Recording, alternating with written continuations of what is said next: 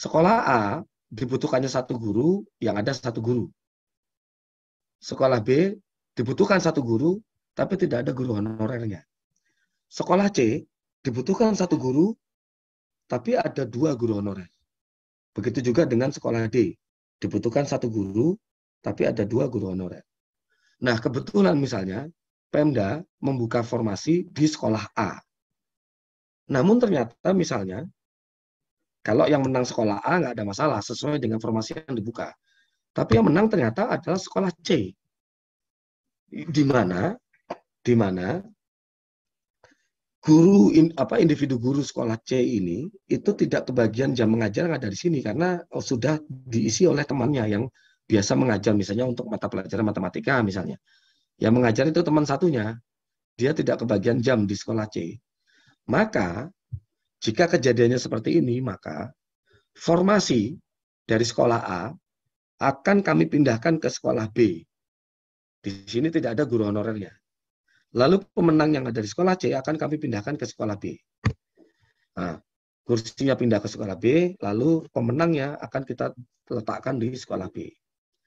Sehingga sekolah A tetap guru honorernya akan mengajar di situ, sekolah C juga honorernya tetap mengajar di lokasi. Ini yang tertera di Juknis Kemendikbudristek bab 4 bagian B3 huruf C. Lalu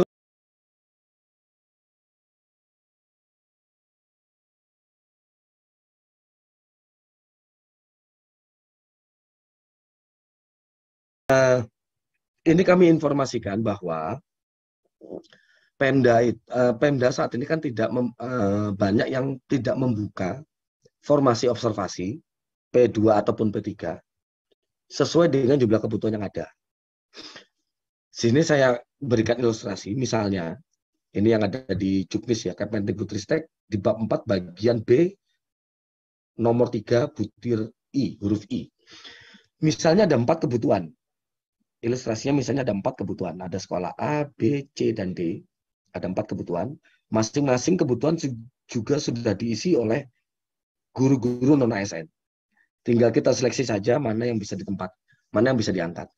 Namun misalnya Pemda dari 4 kebutuhan hanya mengusulkan 2 formasi observasi. 2 formasi observasi. Nah kemarin misalnya Pemda sudah memilih. Dia membuka formasi observasi untuk di sekolah A dan sekolah B. Sehingga sekolah C dan sekolah D itu tidak mendapatkan formasi. Nah, di sini, ini kami tekankan, di sini bahwa individu non-ASN, guru non-ASN, yang bekerja di sekolah C maupun di sekolah D, itu tetap bisa mengikuti mekanisme seleksi observasi. Guru non-ASN yang ada di sekolah C dan sekolah D, walaupun tidak dibukakan formasi oleh Pemda, dia tetap bisa melamar mengikuti seleksi mekanisme observasi P2 ataupun P3. Nah, misalnya ternyata yang menang adalah individu guru yang ada di sekolah A dan di sekolah B. Berarti nggak jadi soal. Karena sesuai lokasi pemenangnya, sesuai dengan formasi yang dibuka oleh Pemda. Namun bagaimana apabila yang menang adalah ternyata guru yang ada di sekolah C dan guru non-ASN yang ada di sekolah D. Nah, ini kami tidak membiarkan guru sekolah C dan sekolah D akan berpindah ke sekolah A dan ke sekolah B, sehingga nanti guru non-ASN yang ada di sekolah A dan sekolah B akan terusir. Ini yang kami jaga di tahun 2022. Apabila guru pemenang itu berasal dari sekolah yang tidak ada formasinya, maka formasi yang ada di sekolah A dan sekolah B akan kami pindahkan ke sekolah C dan ke sekolah D. Nah, kursinya pindah. Sehingga pemenang tetap akan mengajar di sekolah tempat dia bertugas selama jadi honorer. Ketika dia jadi honorer. Jadi formasinya yang dipindahkan, bukan orangnya yang dipindahkan. Ini agar tidak ada kejadian saling mengusir. Selama kebutuhannya ada. Selama kebutuhannya ada. Nanti akan dijelaskan. Lalu, nah ini. Lalu bagaimana jika kebutuhannya tidak ada? Contoh, ada 4 kebutuhan. Ada sekolah A, sekolah B, sekolah C, dan sekolah D. Sekolah A dibutuhkannya 1 guru, yang ada 1 guru. Sekolah B dibutuhkan 1 guru, tapi tidak ada guru honorernya. Sekolah C dibutuhkan 1 guru, tapi ada 2 guru honorer. Begitu juga dengan sekolah D. Dibutuhkan 1 guru, tapi ada 2 guru honorer. Nah, kebetulan misalnya Pemda membuka formasi di sekolah A. Namun ternyata misalnya, kalau yang menang sekolah A nggak ada masalah, sesuai dengan formasi yang dibuka. Tapi yang menang ternyata adalah sekolah C. Di mana individu guru sekolah C ini itu tidak kebagian jam mengajar yang ada di sini karena sudah diisi oleh temannya yang biasa mengajar, misalnya untuk mata pelajaran matematika misalnya. Yang mengajar itu teman satunya, dia tidak kebagian jam di sekolah C.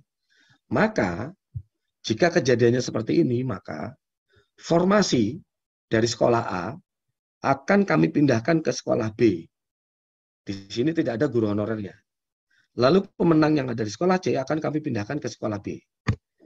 Nah, kursinya pindah ke sekolah B, lalu pemenangnya akan kita letakkan di sekolah B. Sehingga sekolah A tetap guru honorernya akan mengajar di situ, sekolah C juga honorernya tetap mengajar di lokasi.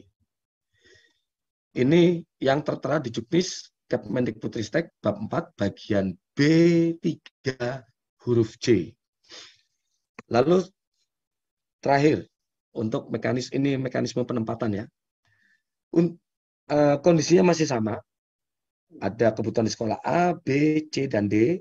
Masing-masing 1, sekolah A1, B1, begitu juga dengan C dan D. Sekolah C kelebihan guru, kebutuhannya 1, yang ada guru honornya 2. Sekolah D kebutuhannya 1, honornya ada 2. Nah, kebetulan kasus ini misalnya Pemda memberikan formasi di sekolah A dan sekolah B misalnya. Namun ternyata pemenangnya ada di sekolah C dan sekolah D, di mana pemenang itu merupakan guru non ASN yang kelebihan.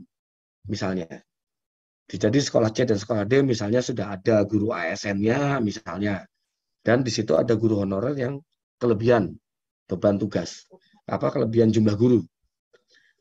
Nah, pemenang ini tidak mungkin kita pindahkan ke sekolah lainnya karena masing-masing sekolah A, sekolah B, C dan D itu sudah ada penghuninya semua.